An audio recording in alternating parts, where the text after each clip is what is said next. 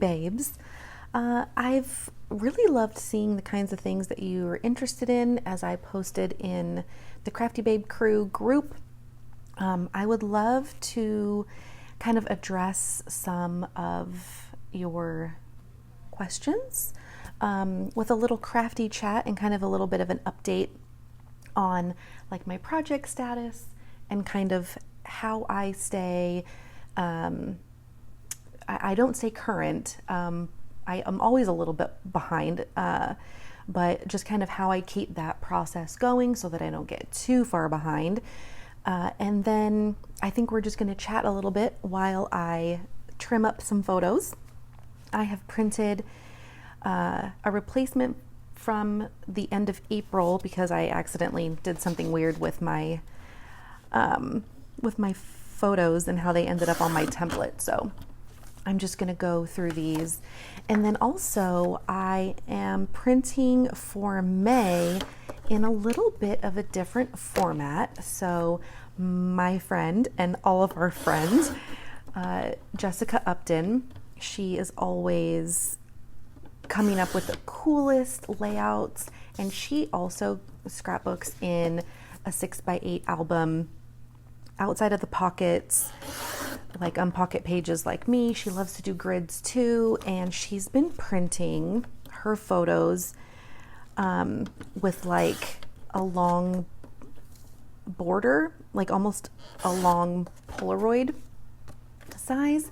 Very, very intriguing to me. So I decided to get my little trusty ruler and my pencil and my 7 by 9.5 page pages that I use for my 6x8 album and see if that would work and do my own little template. So I'm really excited to try that. So these are photos from, I have to organize all of these. So these are like the last 2 or 3 weeks of April along with these. So we'll organize them together, I think, as well. Because I do like to organize them as part of the batch process that I do with my photos. And that is, you know, in order to organize them based on what album that they go into, as well as, I used to get real fancy and write the dates on them, but I kind of stopped doing that. So now I just organize them by week, whether it's a weekly recap for my personal album, whether it's monthly for my family album, or whether it's more of a story-based set of photos. And then I kind of just clip them together with a little paper clip and, you know, call it good. And then I just reach for that when I'm ready to craft. So it is a little bit of me doing some prep work, which I always really enjoy doing, because what I don't want to do when I'm ready to sit down and get creative is do mindless work like this. I save this task for, like, you know, midday when I just need a little break from the computer, or first thing on a Saturday morning before my craftiness really kicks in. So this is the size that I figured would fit really nicely. I just put those pages away. Oh, here's one right here. So this is the 7 by 9.5 template that I cut my paper out in order for me to like do either like a grid like this, where I can fit 3 across and 3 down, and then I have room for maybe like a border down here, or if I scooch them down, then I have room for a border or a titling situation up here. Or I've even done it to where I give myself a little bit more space in between. The other way is maybe even doing like an alternating one so that they're not sitting exactly next to each other, but you still get that idea of a grid, and then that way you have a little bit of freedom. And these wouldn't all be photos, but like if you had a card down here, you cut down a piece of pattern paper, you'd be able to see, you know, a little bit of extra space down here to kind of play and mess with that. So to me, grids still provide so much flexibility and freedom for me. I also use this size for my 3x4s. They fit perfectly to do my little unpocket pages. There's a perfect amount of white space in between, so that always looks really nice. But I loved what Jessica did with these larger photos. So I love to scrap lift a good design, and I think this would work out really well. And that way you have some extra journaling or decorating space along the bottom there of each photo. I think I measured, and it's going to be pretty tight. Yeah, but I still love that. I love that there's plenty of room that doesn't get in the way of the holes, and you can still, these are 4x2, and so with that you would still be able to take a 3x4 card and just, like, for instance, take this 3x4 card and you could just trim part of it down so that you can still use 3x4 cards and get, you know, those out of your stash.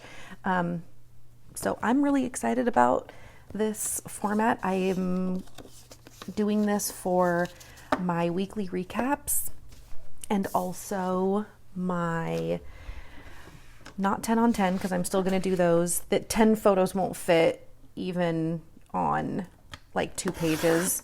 I like to have enough room for lots of decoration, and all 11 photos actually, because I usually do a title plus the 10 photos. So I'm using them for, I said monthly recaps, and like this, for instance, this was a series of photos, and so I'm going to do a whole layout with just these. And I'm really excited about that. So we're just trimming here, and this is just one of the parts of my batch processing that I do. I usually manage my photos once a month. It usually happens mid-month. I've always tried to make it happen around the beginning of the month so that mentally I'm just printing all of the previous month's photos at once. But that just doesn't seem to be part of my rhythm for some reason. So I just know that it's been a month when it gets to be about the second week of the month. And that's just when I make sure that all of my photos are synced up to Google Photos. I take the Google Photos and I search by date range for 1 week at a time.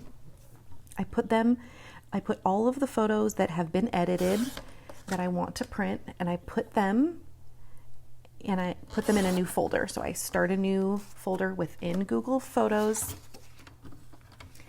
and from there, then I download all of those into one zip file.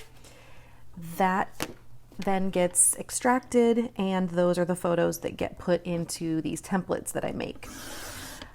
I also do a second process where I take that same date range and I select all of them and I put them all into a zipped file, and that's just another one of the ways that I archive. That way I don't have to sort through all of the photos and videos that are not going to get documented. I just like having an easier way to get to the photos that actually got edited and need to be printed. So then in my folder, I end up having a weekly folder for printed photos that need to be printed, and a weekly folder for photos that it's just called all, because it includes video and photos. So that's just a little bit of a peek into my printing process and my archiving process. What else did I want to chat about? I want to chat about being current and how that is practically unrealistic. I mean, when you just think about it, there's no way that you could be current or caught up, because every day you're making new memories and you're taking new pictures, and you're not crafting and documenting those things on the day that they happen. So if we're living life, we are going to be behind in our documenting, and I am just okay with that. The other thing I'm okay with is calling projects incomplete and knowing that I'm not going to get back to them, and knowing that I've done everything I could at the time to do as much documenting as I could. So I want to show you if I have it. Nope, I don't have it near me because I just kind of purged, not really purged, but I put away a bunch of older projects that I knew I wasn't going to get back to. One of those being my 2020 family album. I was using a memory planner type of situation from Maggie Holmes. And the idea was that I had a calendar, a monthly calendar in the front for every month. And I was trying to write in things that happened. And I did the same format for 2021. For 2020, I did my best to create pages within the months that were family related. And I did, I did a pretty good job, but I printed more photos than I could actually document. And for 2021, it was kind of the same thing. And I'm just okay with that. I'm actually really proud of myself for being able to write down the things that actually happened through the month on that monthly calendar. And I feel less guilty that I didn't scrapbook all of the photos. So I'm just okay with the fact that I wrote down things. I made notes about like the shows that we were watching or places that we went or insignificant things that we did. It's not all about like birthdays and big events. So I feel good about that. I just don't know that I have the desire or the bandwidth to go back and try to scrapbook all of those photos. So the fact that the photos are printed, I know that they are all what year they're from. And, I have scrapbooked since 1998.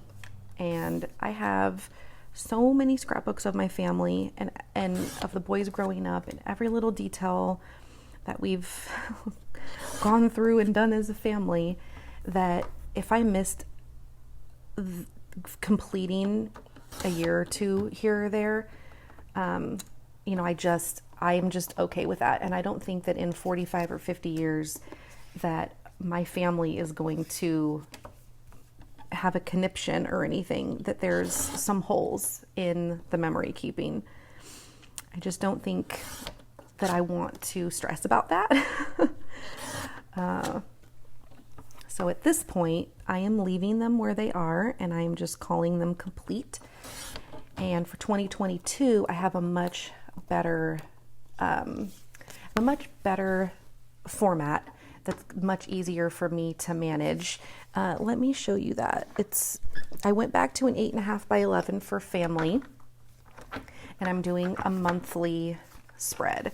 So I'll still have lots of things to document, but my family album just doesn't get as much love because as a family, we're doing less things. I'm getting less pictures of the boys. They're old. So I'm going to do a monthly spread for each month using this template that I made. Versions of this template are available in my shop, but it's just really fun to be able to throw everything in. And if I needed to do something different or extra, I would just add some pages in. I would add another grid in and just be like, this is something different. So I'm working on, I have my March photos ready to go. I'll work on my March. Hopefully this weekend. I would love to get back into this because this format is actually super, super duper fun for me. In the beginning, the templates that are available have this option on the side where it's blank, and there's options for this to be blank on the right side or the left side. And the reason for that is because originally when these were created, they were meant to be Monday, Tuesday, Wednesday, Thursday, Friday, Saturday, Sunday. But as I'm realizing I need a little bit more room, and I don't need this extra space. I have a lot of room at the top and I have a little bit of room at the bottom. And so what I did for starting for March is I actually made all 4 rows, all 4 columns on both pages. This way, sorry, this is like clinking and it's bugging me. Now I think I need to print that other side because, yeah, I need to print the opposite side because this is actually meant to have holes here. I just need to print the right side with the holes on the correct side. But that means that I have a whole extra column for myself for photos and cards. That'll work out much better for me as far as being able to kind of cram as much as I can for the month in.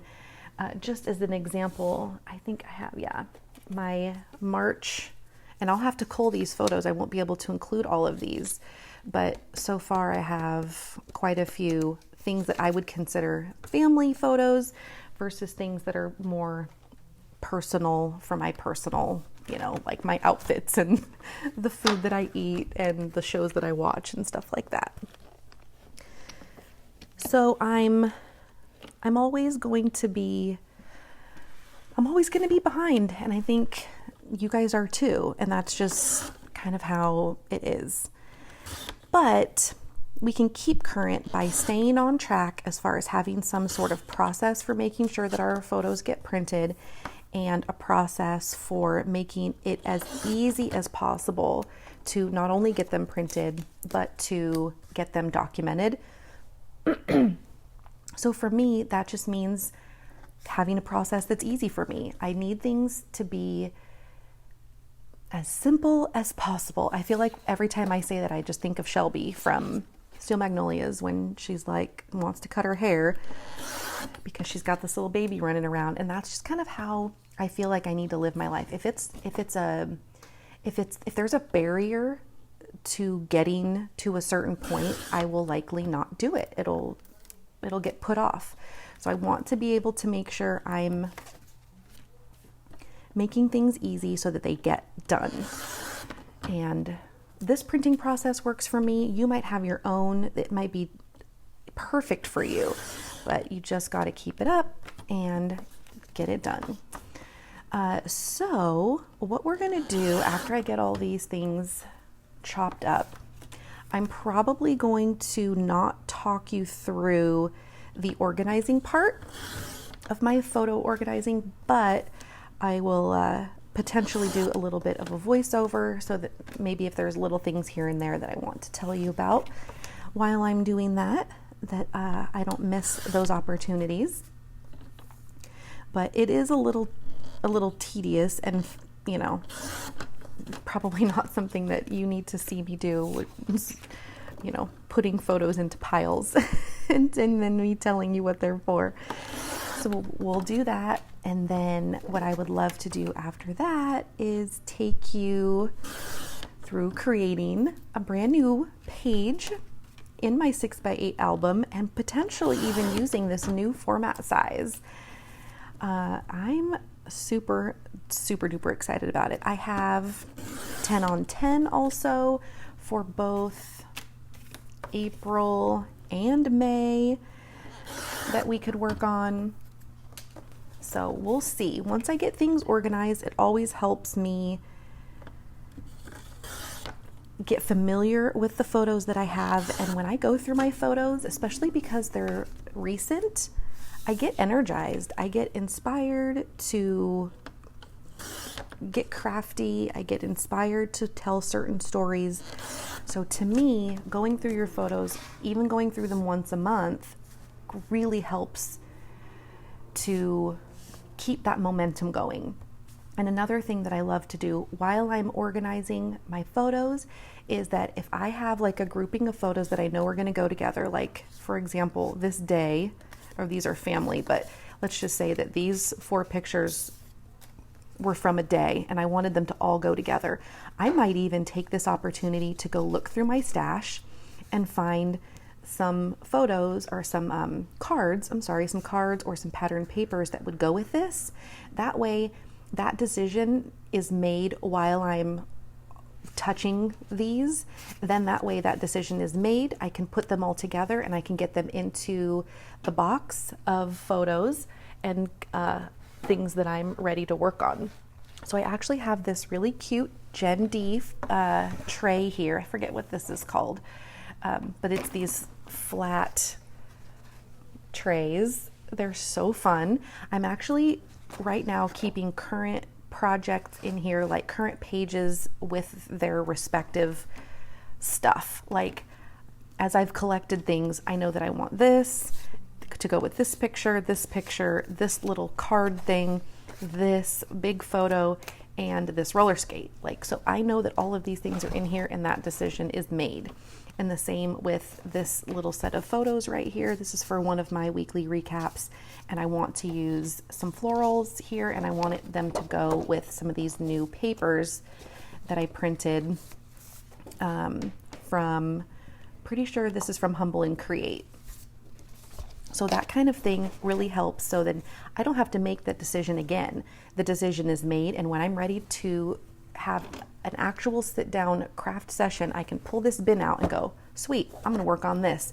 Then all I have to do is find some embellishments, lay everything out, and the hard decisions are done. So that's another part of my process that really helps me stay engaged and inspired and motivated and all of those things. So we are gonna do a little fast forward here on some organization of these photos, and I will be back to work on a page with y'all. Okay, we are now going to organize some photos. So what I usually need to keep on hand are some Post-it notes, and I just kind of start grabbing photos after I've written the week number, or if I've written like the event that it is, like if it's a 10 on 10, I'll write that on the sticky note. Now normally I would write it actually on the bottom because of the way that I fold these sticky notes over my groupings of photos, but I forgot to do that. Anyway, I don't like to place the sticky part on the photo. I tend to place it on the back, but this time I kind of messed up. Something always goes wrong when I'm filming. But anyway, I'm writing down the week numbers.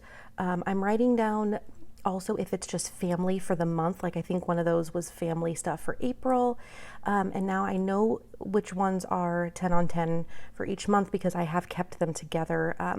When I trim them out, I usually will put them in separate piles, and then that's usually when I do this process, but I kind of just threw them all in a pile when I printed them and cut them, and so now I have to go back and do all the work. But that is okay. So what we're going to do is continue just going through, and you see me going to my computer and I'm referencing Google Photos so I can confirm the actual week that these photos sit in, and that's normally that process there. I also have some duplicates, like for the garden photos, I do want to include some in my personal album as well as my family album. So I just grabbed a few that were of the family size, and I grabbed the ones that I wanted to craft with and actually document, and then I set the others aside. There's always photos that don't make the cut. They just go into a little drawer and I can pull from them for other projects if I'm looking for something, but they sometimes just don't make the initial cut for getting to the week.